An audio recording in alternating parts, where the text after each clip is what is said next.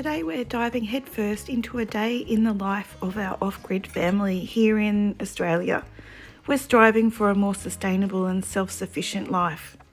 I'm Tina and this is Paul, and we have two teenage boys as well. And Paul's hard at work today building a stunning new deck on our outhouse. Right now Paul's attaching, I think it's called a ledger board. That's the horizontal piece of wood that gets attached to the part of the building basically to provide the support for one side of the deck. It's a really important part of the deck construction as it helps to distribute the weight of the deck and its occupants to the building structure. So those metal brackets are called joist hangers, I think. They're designed to provide structural support and connection between the horizontal joist and another structural component. So he's using those to make it more secure and attach the ledger to all the bearers and other joists underneath. They also help to distribute the load, but also they prevent it from twisting and rotating as well. And they're usually made out of galvanized steel to resist corrosion. And Paul's just installing them with nails. We've also installed a bidet sprayer and also a shower, or a shower screen door at least. So I'll show you that in another video coming up. So Paul's just securing those brackets on both sides, and now he's just cutting up with the saw more of those ledger boards just to go across the whole length of the deck. We've been building this outhouse together as a family for about 10 months now, I think it's been. So if you're interested in how it initially started and, you know, how we did all the footings and framing and all of that, you can go back and watch our other videos. What you doing, Pop? What you doing?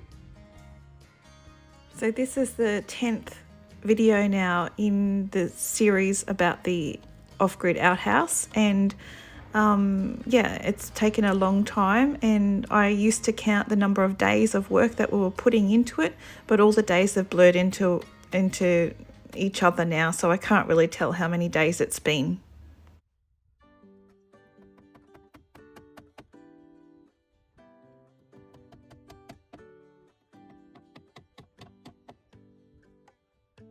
So whenever Paul needs to get down on the ground to nail something in, Truffles finds that a great opportunity to go and lick his face.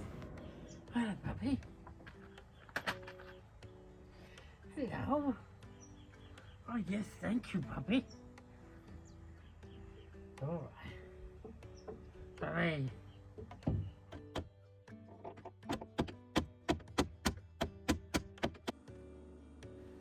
So once you've got your ledger board in and you've got your deck frame, which we already had there, we just need to now install some joists perpendicular to these ledgers or the beams. And the joists are normally spaced about 40 centimetres apart from each other. So that's what Paul's measuring up now.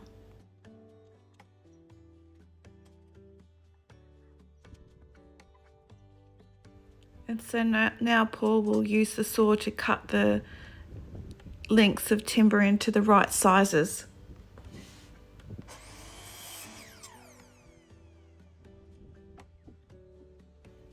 And he'll just have to use the hammer to get it into the correct straight position where the markings are.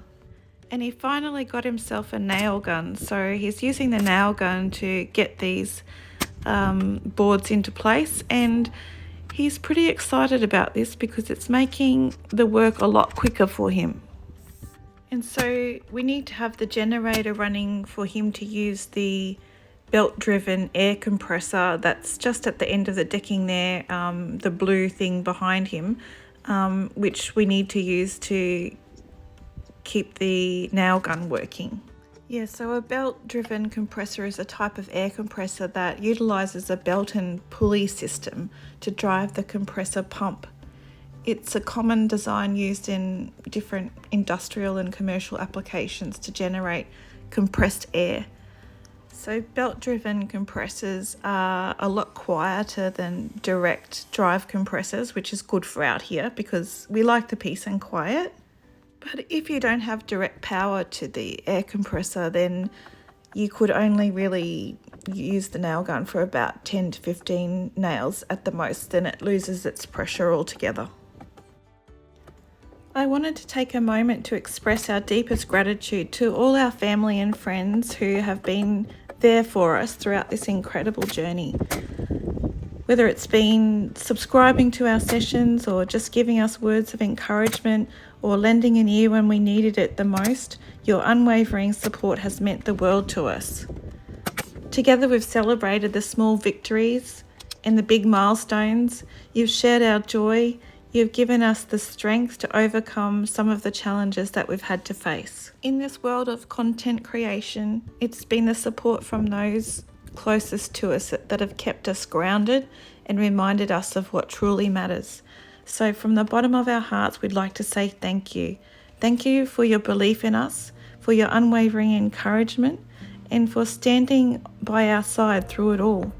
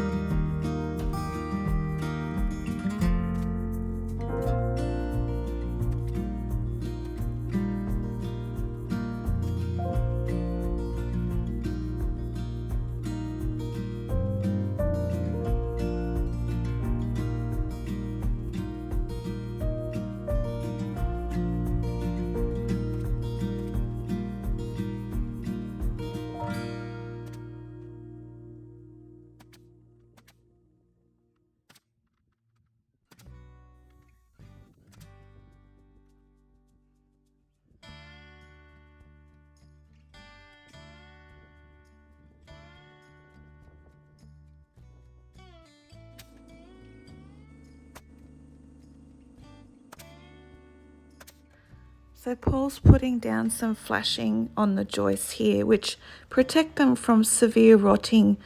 And we're hoping that this outhouse is going to last us for the rest of our lives. So we want to make sure that it's going to be here for a long time. Paul's just using a manual staple gun to secure this flashing down. I wanted to take a moment to express our deepest gratitude for all of our family and friends who have been with us throughout this incredible journey. Whether it's just been subscribing to our channel, giving us words of encouragement, or just lending an ear when we needed it the most, your unwavering support has meant the world to us. Together we've celebrated the small victories and the big milestones. You've shared our joy. You've given us the strength to overcome the challenges that we've had to face. In the world of content creation, it's been the support from those closest to us that have kept us grounded and reminded us of what truly matters. So from the bottom of our hearts, we wanted to say thank you. Thank you for your belief in us, for your unwavering encouragement, and for standing by our side throughout it all. We hope that we're making you proud. We don't have a lot, but we make the most of what we've got.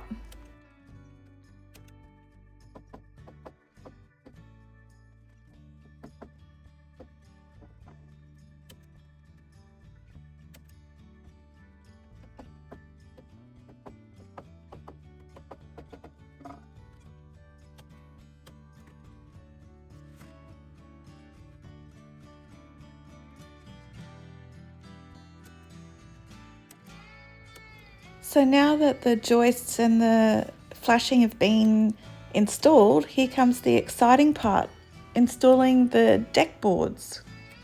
So you start from one end and work your way across. So Paul used the pre-drill and countersink steps in the process of fastening the screws to the decking. So when you lay your decking boards across the joists, you usually leave a small gap between them for drainage and also for expansion. So Paul's got 2 drills there. One of the drills he's using to pre-drill the pilot holes into the deck boards. So basically the pilot hole is normally a smaller hole than the screw itself, and it helps the risk of splitting the wood, especially in hardwood, and it also makes it easier to drive the screw into the wood, and it ensures the screw follows a straight path as well. And he's using the other drill to create like a recess at the top of the wood for the pre-drilled hole so that everything sits flush.